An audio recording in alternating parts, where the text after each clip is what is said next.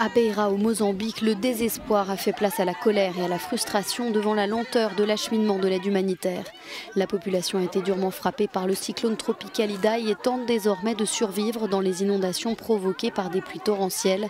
L'aide aux rescapés se fait de façon chaotique. Les humanitaires reconnaissent être débordés.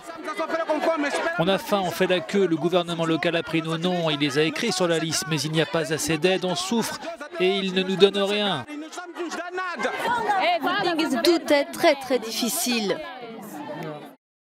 Sur ces images satellites, on voit nettement l'étendue de la zone inondée. Un désastre selon les autorités. Et même si la décrue s'est amorcée mercredi, d'importantes poches d'eau demeurent. La vaste étendue d'eau, ce n'est pas seulement 1, 2, 3 ou 4 kilomètres. Pour atteindre les communautés, il faut dépasser 30 ou 40 kilomètres d'eau. Pour atteindre ces personnes vulnérables, on ne peut pas prendre de bateau, on ne peut pas simplement prendre une barge. Ils vont se retrouver coincés. Le défi, c'est l'appui aérien.